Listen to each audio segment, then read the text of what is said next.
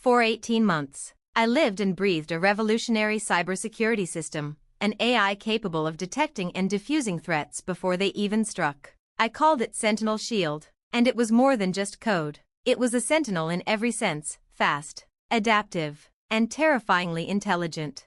Titan Tech seemed like the perfect launchpad, flush with capital, bursting with ambition, and led by a charismatic CEO, Brandon Holt. I thought I'd found a partner. What I found instead was a thief with a smile.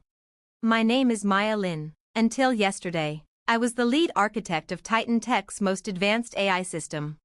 I had walked away from security and prestige at Microsoft, driven by a vision and the belief that I could build something transformative, something that could change how we fight cyber warfare, and I did.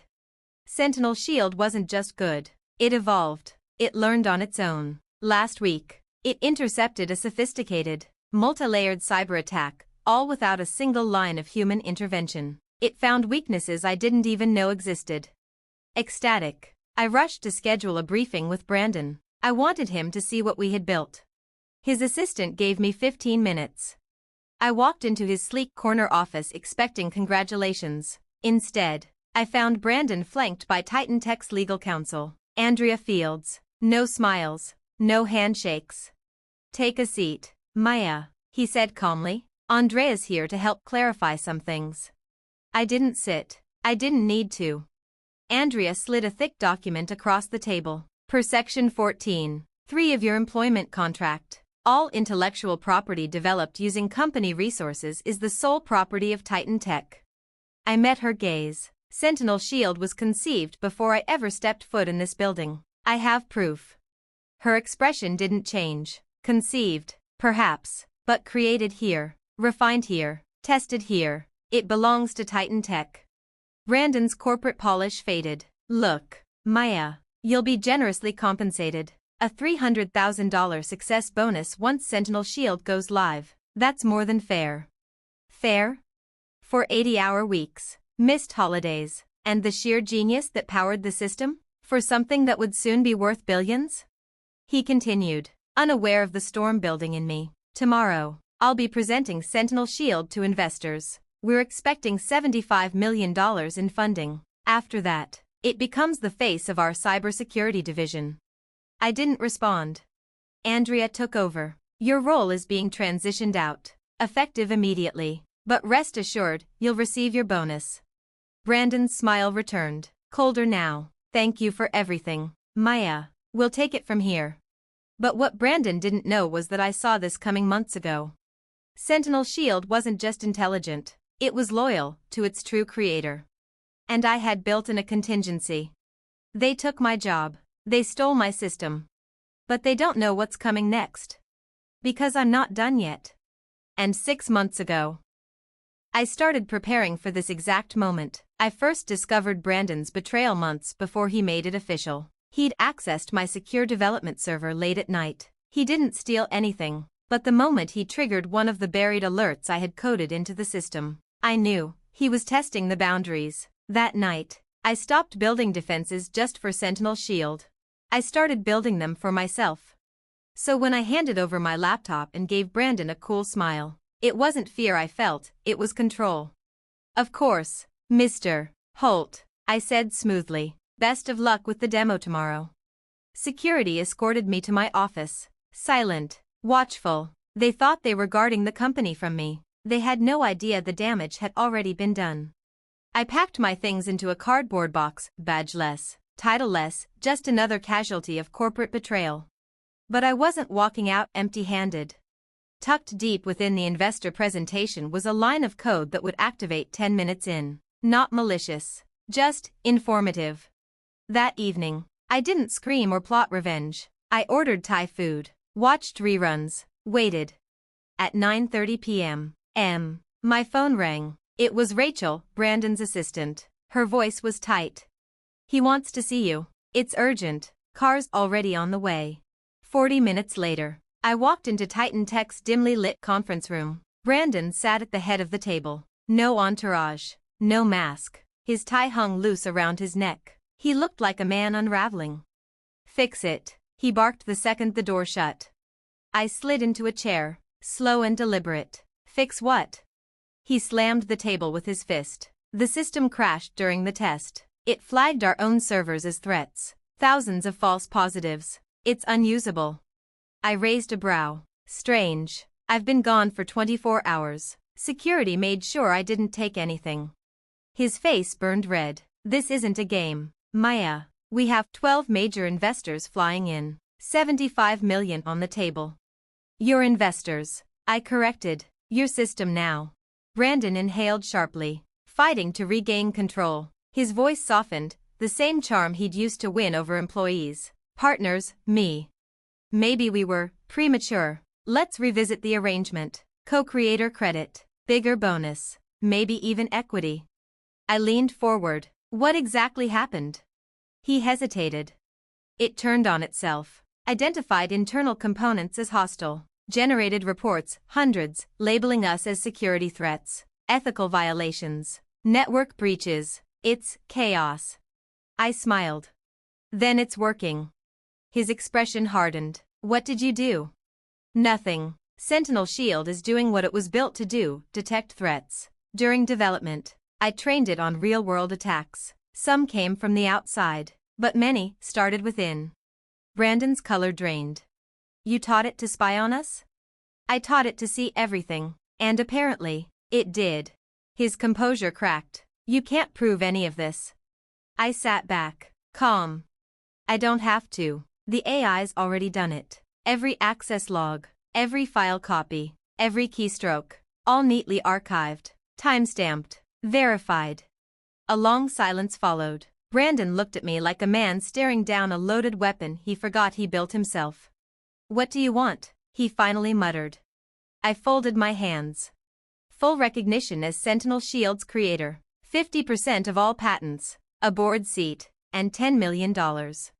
He gaped. That's extortion. No, I said flatly. That's negotiation. Extortion would be sending those reports to your investors, or the SEC. His jaw clenched. Then slowly, his posture sagged, defeated. Can it be fixed? Before tomorrow? It's not broken, I replied. It just doesn't recognize you. The AI is flagging unauthorized input because its creator, Camille, was removed from the trust hierarchy. I pulled a small flash drive from my pocket and placed it on the table. This will restore authorized command access, a show of good faith. Contracts can follow in the morning. Brandon stared at the drive, then at me. And if I refuse? I met his gaze. Then the demo fails, Sentinel Shield stays broken, and some very curious people get copies of those internal reports. He hesitated, then, with the weight of a man with no options, reached for the drive. You planned this. I stood, slinging my bag over my shoulder. No, I said, but I prepared for it. After that night I caught you in my server. I started thinking like Sentinel Shield, learning from patterns, anticipating threats. I paused at the door. Turns out, the AI isn't the only one that evolved. The next morning, I walked back into Titan Tech, not as an employee, but as its newly appointed co-founder and CTO. Brandon introduced me to the investors with a frozen smile. The demo? Flawless. Sentinel Shield danced through every simulated threat like a seasoned soldier. One investor, clearly awestruck, turned to Brandon. What inspired such an incredible system? He hesitated, just long enough for it to sting. It was Maya's brainchild, he said finally. Her vision. Titan Tech just helped bring it to life. I stepped forward with a calm, practiced smile and took over the presentation. Because the future of cybersecurity had arrived. And it had my name written all over it. I spoke.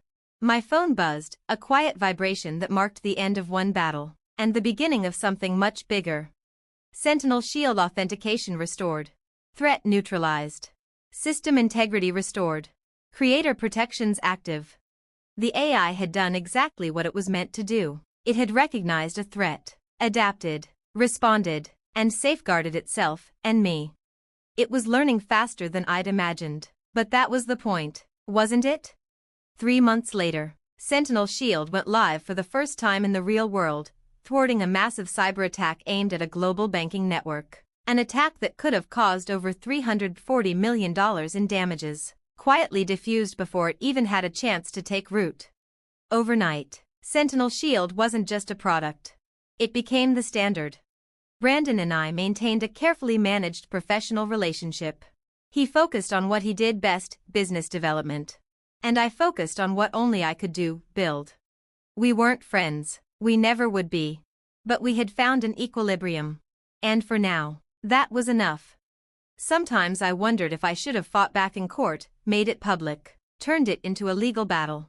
But in the end, I built something too intelligent, too autonomous, and too secure to be stolen. And I made sure that no one, not even Brandon Holt, could control it without me. His betrayal taught me something that's now become the foundation of Sentinel Shield's philosophy. Technology is only as ethical as the people behind it.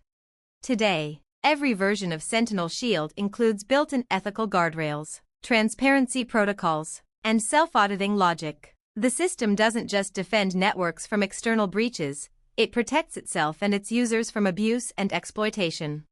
Last week, as we toasted Sentinel Shield's IPO, valuing the company at $4.2 billion, a young developer came up to me, full of hope and fire. "What's the secret?" she asked. "How do you build something that changes everything?" I smiled. "It's not about the code," I told her. "It's about anticipating the threats no one else sees coming.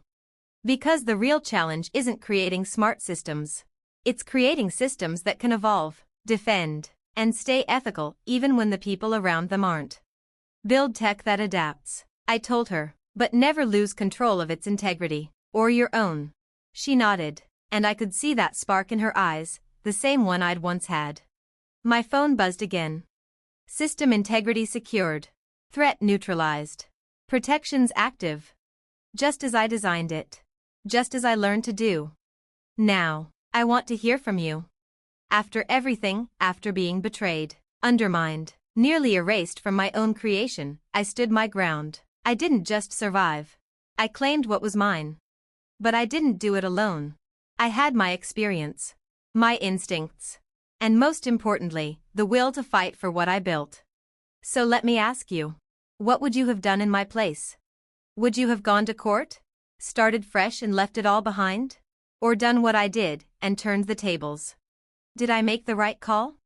Leave a comment. Share your thoughts. Tell me about your own experiences, whether it's workplace betrayal, being underestimated, or defending what's yours.